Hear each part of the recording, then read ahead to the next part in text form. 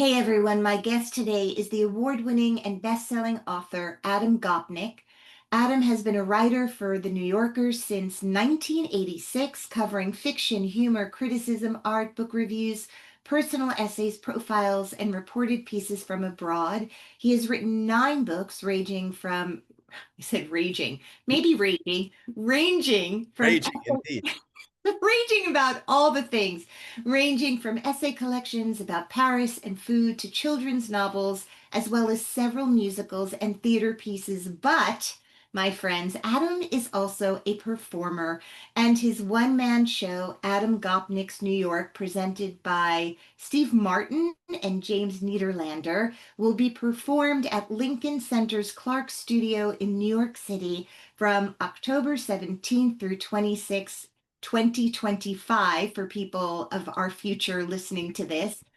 I am so thrilled and excited to have this glorious talent on the podcast today. Welcome, Adam. Pleasure to be with you, Alana.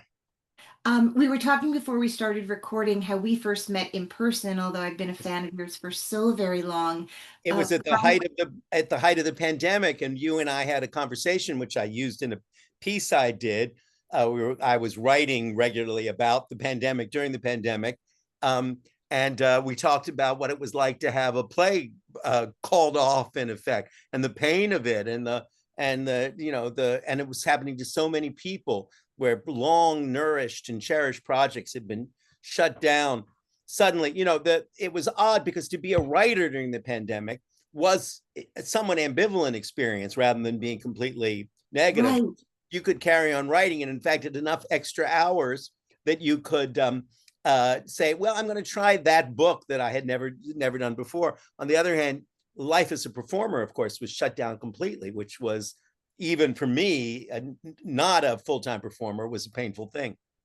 Well, what's really extraordinary is at the time, when we spoke, I thought my play would resume in a couple of weeks, right? There was this just Yes. very strange, it was so unknowable what it would Yep. be.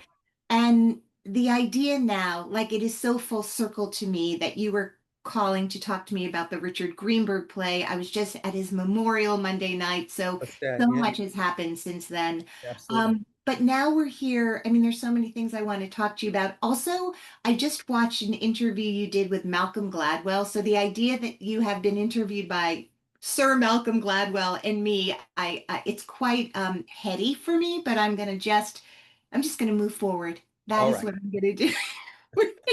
But the meta of it all and the full circle is that now we're here to talk about a piece you are performing live. Theater is back, and you're on the stage of Lincoln Center, one of the most gorgeous, incredible places to see and perform in New York. Can you share with me and my listeners? Tell me about this piece. Also, Steve Martin as your, Producer. executive. What's happening? Tell us everything. Well, so there's sort of two ways of describing this. One is sort of evolutionary, and the other is analytic. So the evolutionary part of it is that Steve Martin, who's an old friend, said to me about a year and a half ago, you really ought to do a one-man show. And I said, yeah, why would that be a good idea? And I had actually done a kind of one-man show a while ago that at the Public Theater that came out of moth stories that I had told. And it was really me standing up and telling 8 moth stories in a row. It had a nice little entrance, because I came out cold and laid down blue tape in a 9x11 rectangle, then left, came back on, and explained that that was the size precisely of the first apartment that my wife and I had lived in New York. And I did the whole show from within that tiny rectangle. But that That's show was moth stories. I was immensely pleased with them, but they were sort of funny tales of domestic manners. And Steve said, no, I think you should do a show that shows, forgive me, Alana, but because it sounds grandiose, but he said, it shows the breadth of your mind. Because what people find interesting in your writing is you never know what subject you're going to land on next week. right. We read you, or when when we're schmoozing over dinner. He said, and that's intrinsically fascinating. So why don't you try and put together a show that is strung out along the horizontal tightrope of your curious kind of mind? I thought, oh, well, that's interesting. So Martha, my wife, and I made a list of my 40 best riffs, and then I tried them out for friends and family in the living room until we finally thought we had something. And Steve said, "No, this is worth developing." Then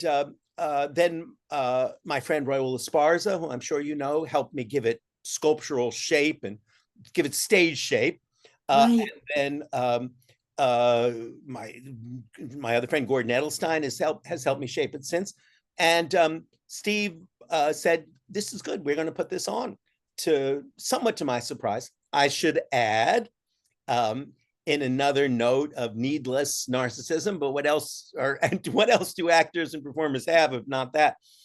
That I was actually a kid actor when I was small. When I was from the age of about 6 till 16, which is when all kid actors age out and they either become drug addicts or book critics. Or they write for the New Yorker, either one. Exactly. Yeah, they write a bitter memoir. First you write a bitter memoir, and then you get a job in the New Yorker. I never got to the bitter memoir stage because I wasn't that celebrated.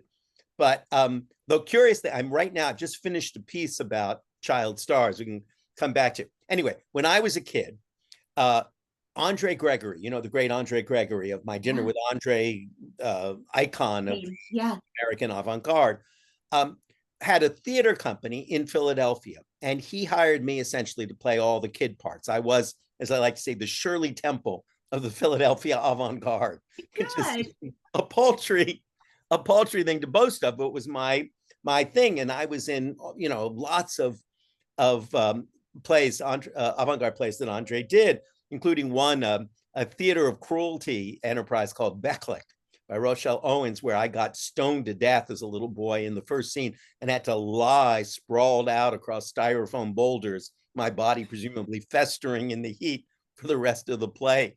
And I lying face down for 2 hours on styrofoam boulders. That's a test of a thespian, right? That is commitment, my friend. Yes. Yes. It's a total commitment. Absolutely. Yeah. Did not move, did not stir. I played dead. Method acting from a young age. Just imagine, what would it feel like if you to suffocate in styrofoam?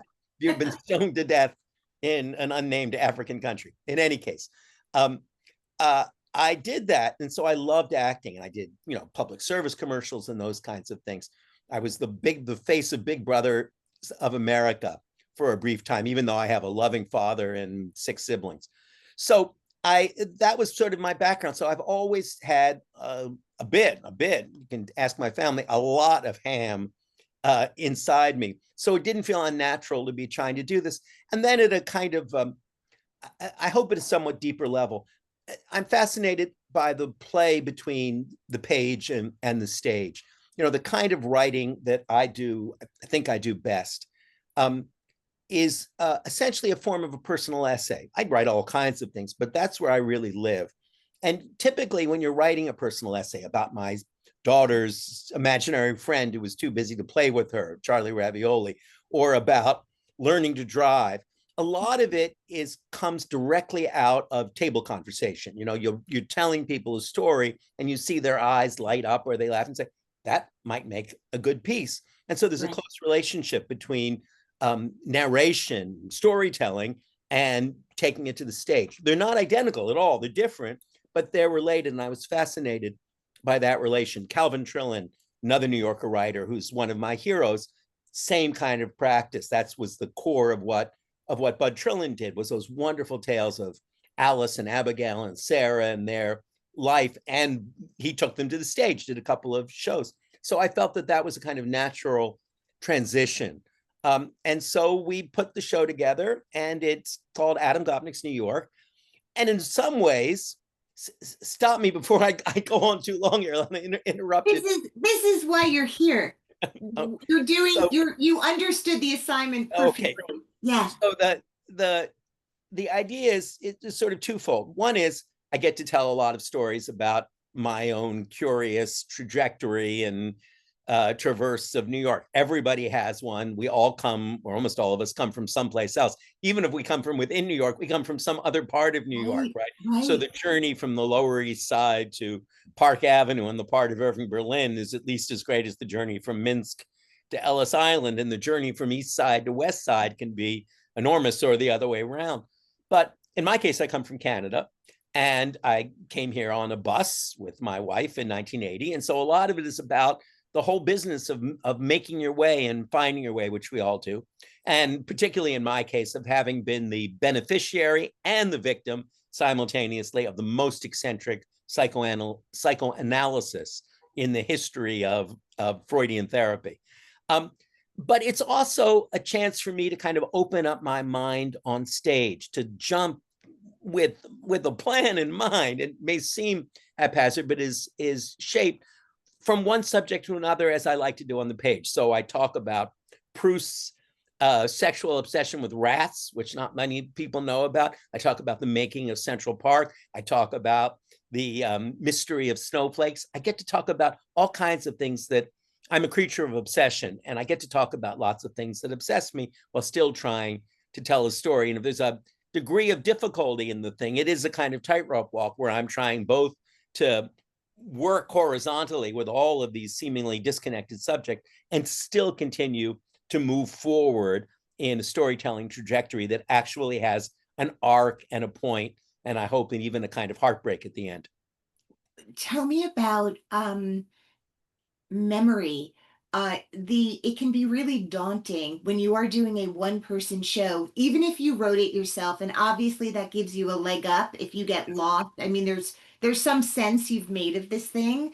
Has that been, and it sounds like you've done versions of this before. I'm assuming you do it from memory.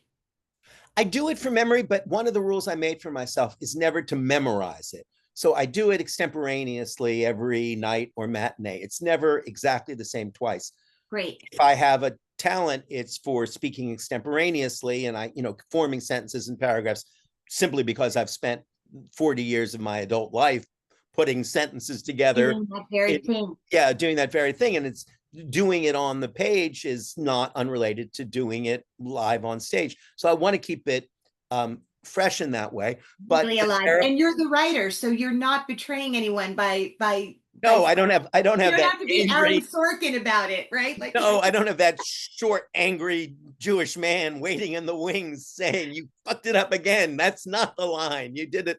You did it. Are you like a rock star? Do you have like camouflaged from the audience, but do you have like a set list in front of you? No, I don't. When I first did the show, I had what we called a beat sheet that was kind of just off eye view. But I find, in fact, that that's a bad crutch to have, because it draws you out. The way that I've done it, and the way that the people I trust have persuaded me that it's best done, is to just get it so deep inside you that if you miss a beat, and sometimes I still do, you catch up on the beat because you're not dependent on an outside source. It's inside you. You realize, oh, there's a part of this story that's missing. So I work without a net, and I drop things as we all do inevitably. But if you've got it inside you to some degree, then you naturally realize, as I said, that there's a missing step in the story, not because you're looking at it, but because you're feeling. You feel it, and you feel it. Yeah, exactly. You know that there's a beat that's missing, and the other part of it is that though there's some fairly, I don't want to say highbrow, but there's some speculative philosophical stuff in the show. The core of the show is emotional.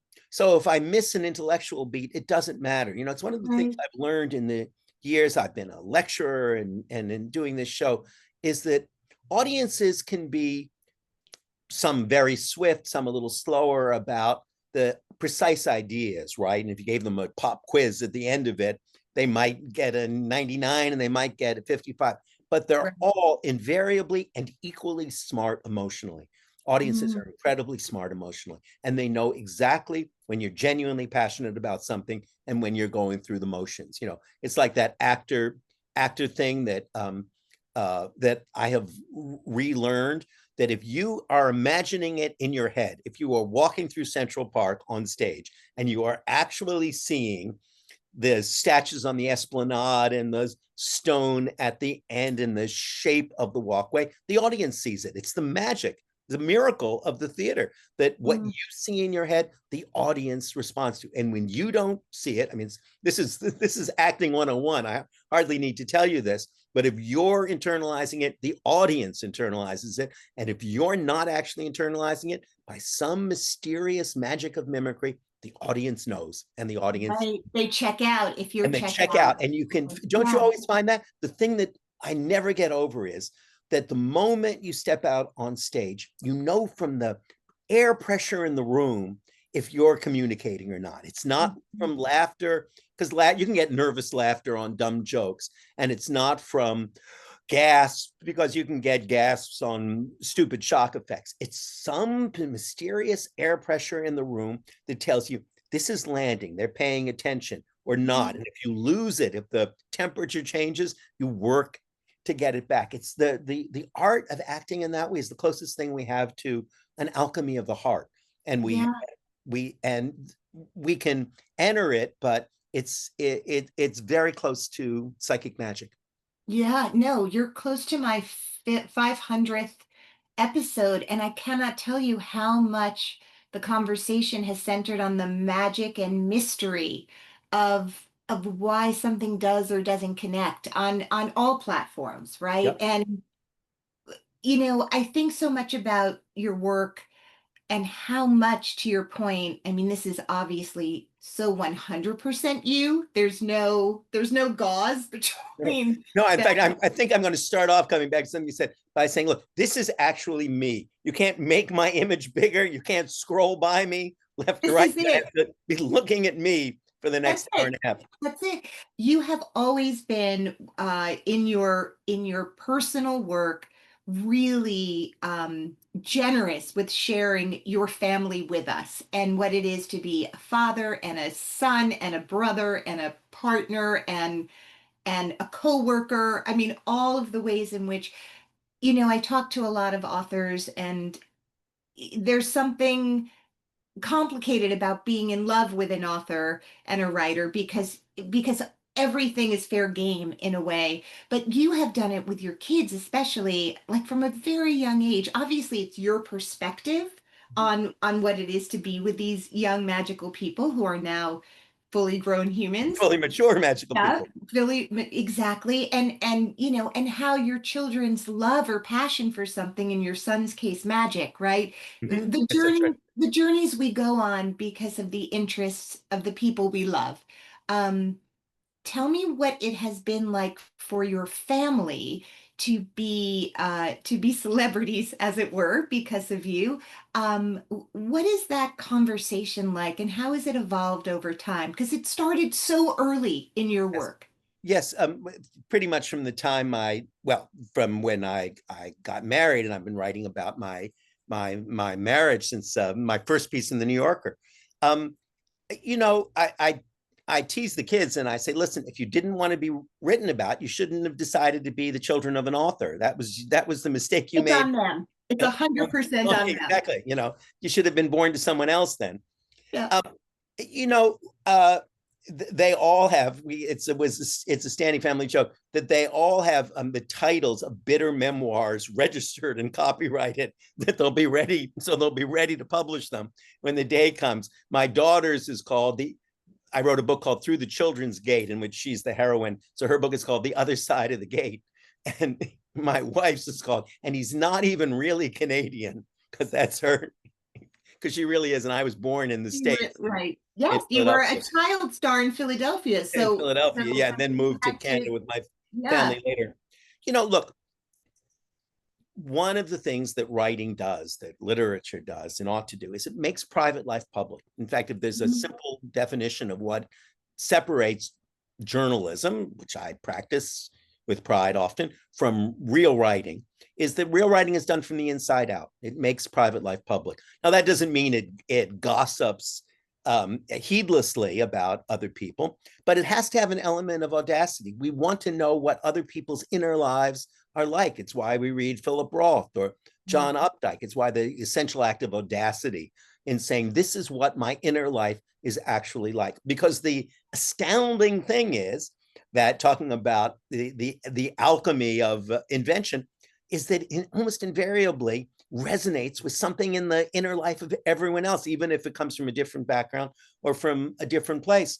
So that the art of writing and of performing in another way is to turn all of those eyes. This happened to me, that happened to me. I couldn't text adequately with my son because I thought LOL meant lots of love. I couldn't understand my daughter because her imaginary friend was too busy to play with her. All of those things that happen, all of those eyes have to become used. They have to become some in your mind, right? In the listener or the observer's mind, they have to take that form.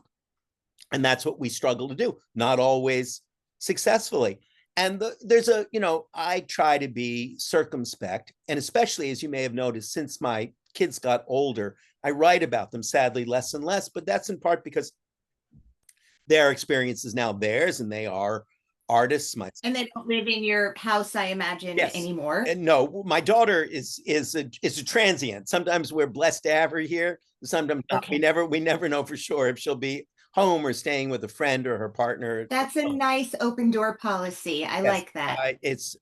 I can't imagine having, life without them. And my son, blessedly, who was away in Texas for a while, doing his graduate work, is now back in Crown Heights, which turns out to be farther away than Texas because it's 40 minutes on the subway. It's farther than 4 hours on the plane, it sometimes feels.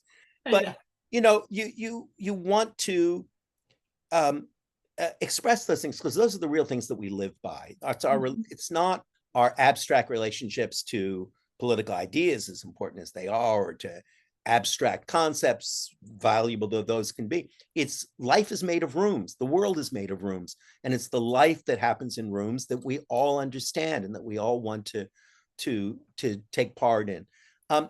So in that way, it seems to me that fundamental task of making private life public justifies the complexity and the potential betrayal of writing about the people you're closest to.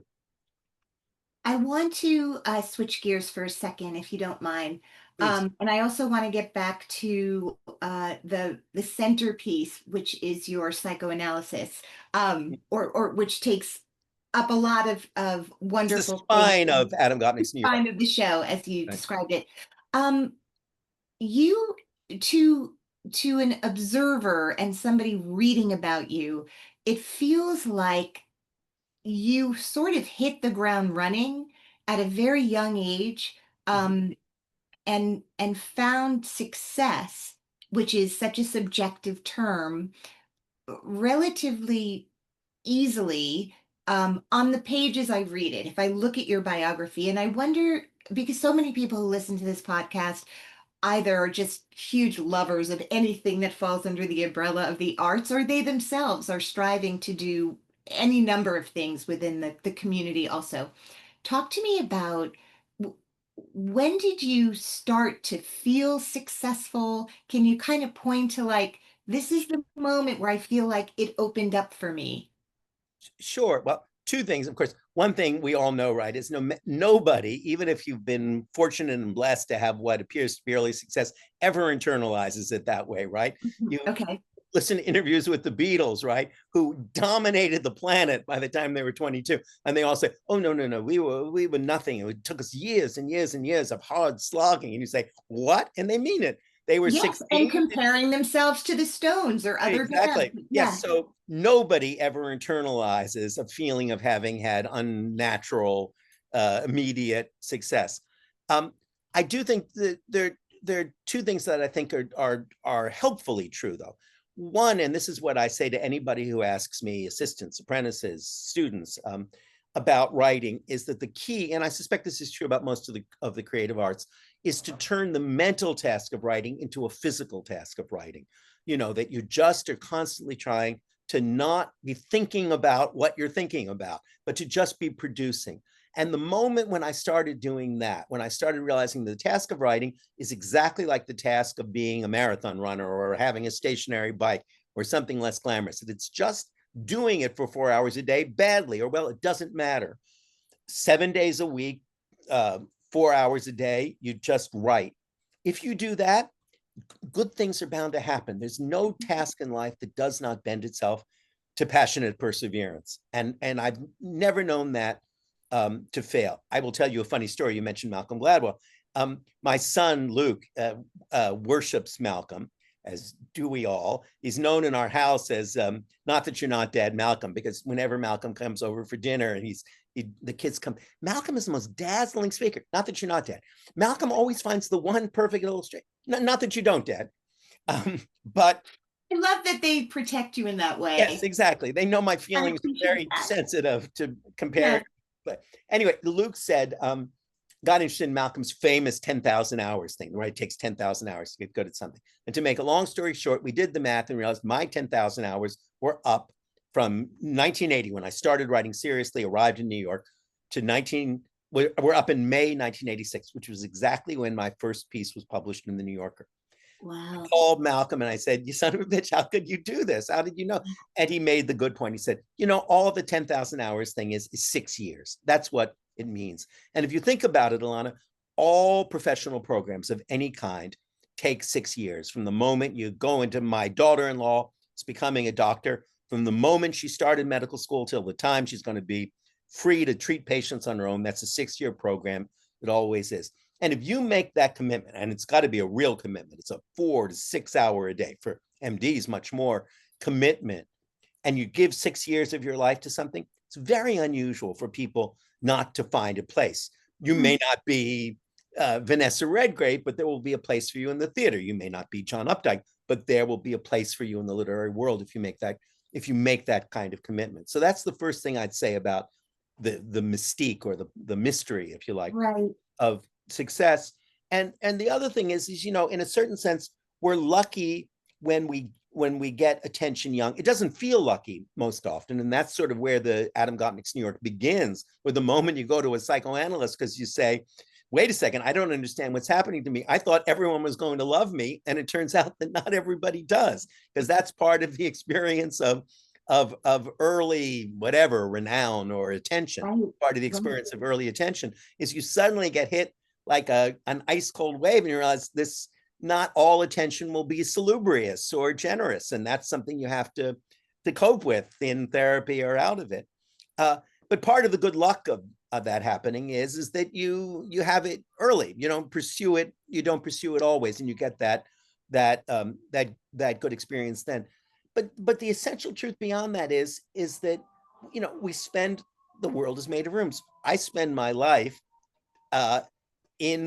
you forgive this image, in my boxers, bent over the laptop that I'm speaking to you now from, with a cup of coffee in my hand, writing.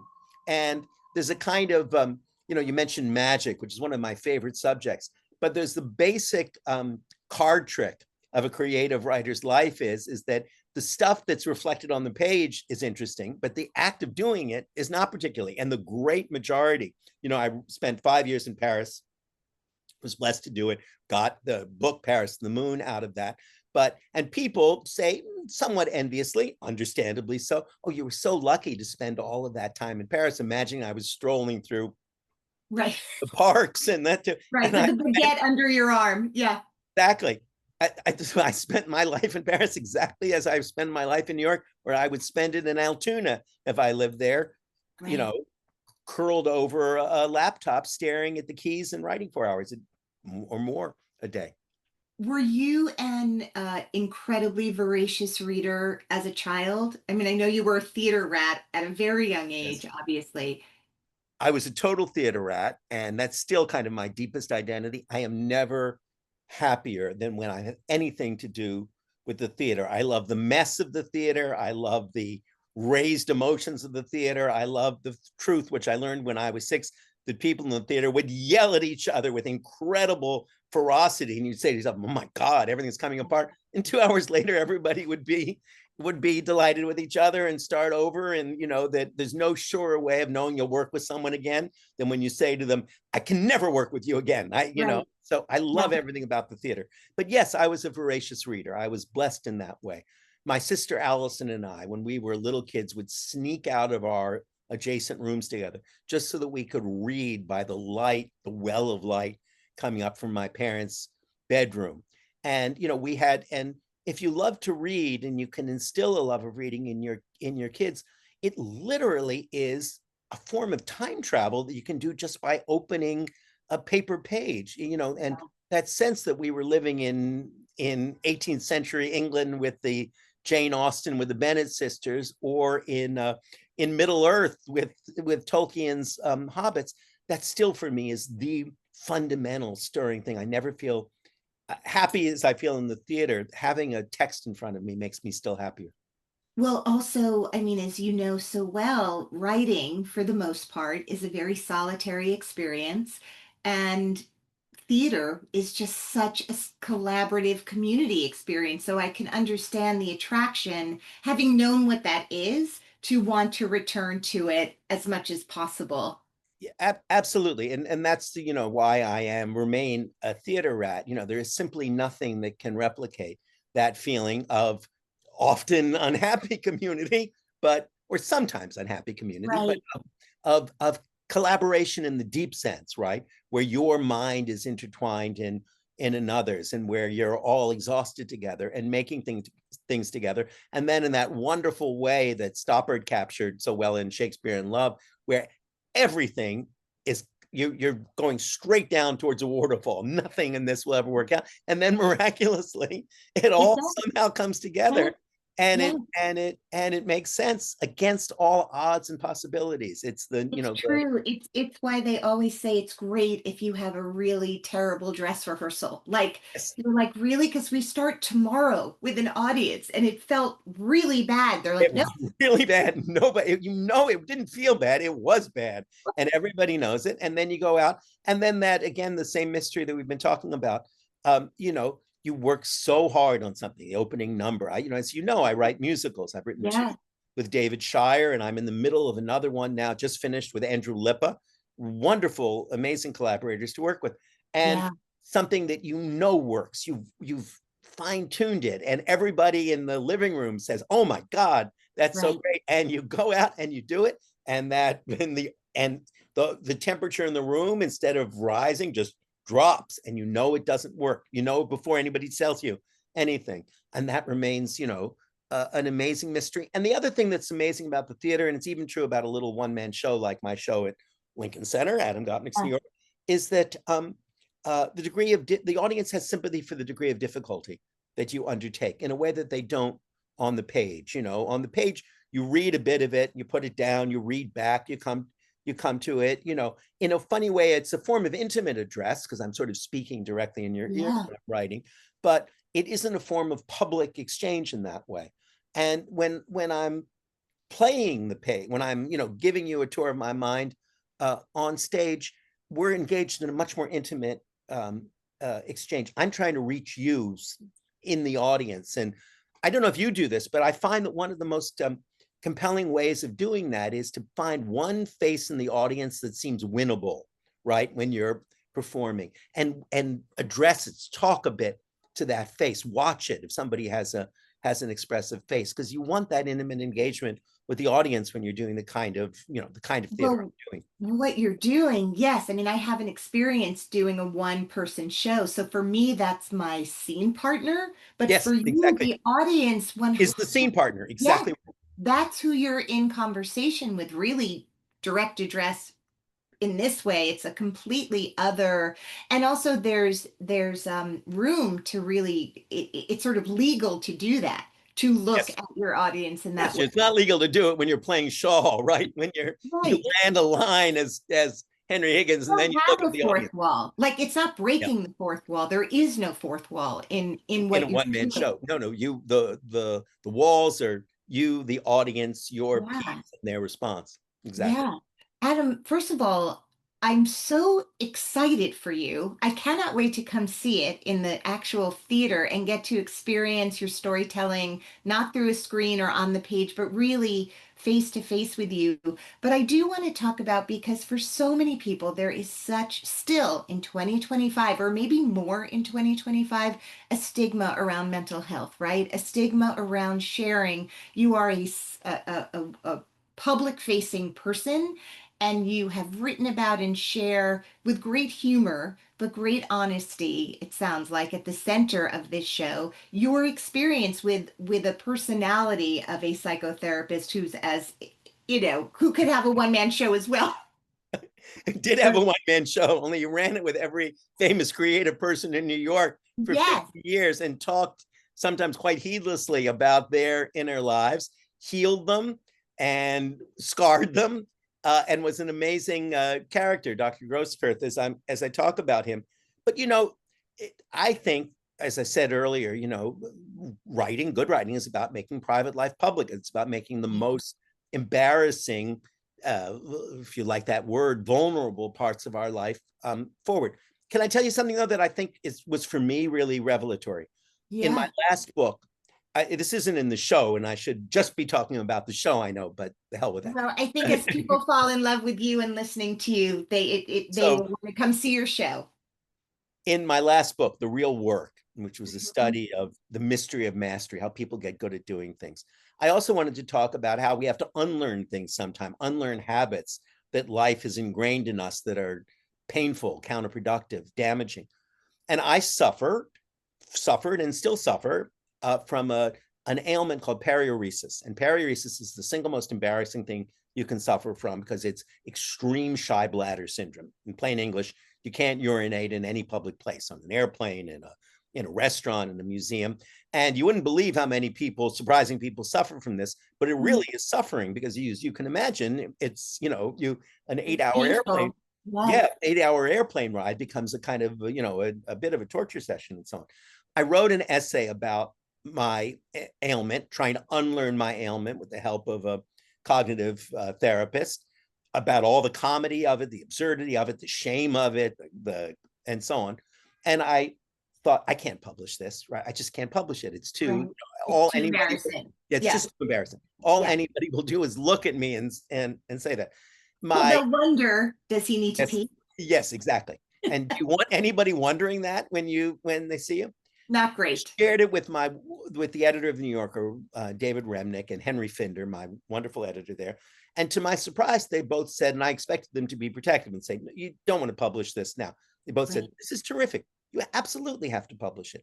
And what I found when I went out on book tour, and I was nervous about it, I thought, well, this will be the place where people will titter or feel badly for you. Without question, that was the chapter people most wanted to talk about when I talked about it, because everybody has something wrong with them. Everybody suffers from a phobia or a fear of some irrational kind. And it was exactly in articulating, not confessing, but articulating, embroidering, giving a literary shape to a shaming phobia that I was reaching the readers and the listeners most profoundly. So in that sense, anything that has a stigma attached to it is your subject. Anything with a stigma is your real subject. And I think that if you look at the history of writing, that's one of the things that you find, that one of the things that good writing does is remove stigmas by showing them as part of your humanity, whether it's masturbation with Philip Roth, or female sexual appetite with Erica Young, or whatever those things are. The history of good writing is a history of stripping away stigmas. Yeah.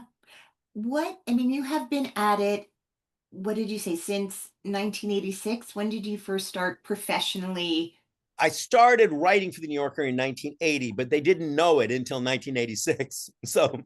Okay, good. What is it? You've described so much of like how your creative mind works and the kinds of stories you like to share, but what is it? You really could do whatever you want now. I imagine at this point, with all the list of books and articles and places and teaching, you could just lecture, right? You could just be a guest on podcasts. You could retire if you wanted to. I give you permission. Just be a disembodied image on Zoom. Yeah. Yes. What is it that keeps you committed to this art form for this long, and you continue to do it? What is the fun? Because the writing itself, most people are like, it's not the actual writing part that I love, but maybe for you it is. Or what is it that you love so much? I will confess, Alana, a bit of a of a freak because I genuinely like writing. I genuinely like writing, in part because for me it's so connected with performing, because I feel that when the morning starts and I've got my cup of coffee, though I'm doing it in solitude, I have a strong sense of audience. It's one of the blessings of, coming back to your question about getting read early, is that you're given a sense of audience. So for me, that's a natural thing. And I love writing. I'm never happier than when the laptop flips open and I have a chance to string sentences together in some way that I haven't. I also think, and I'm just doing a lecture about John Updike right now, who's a great hero of mine.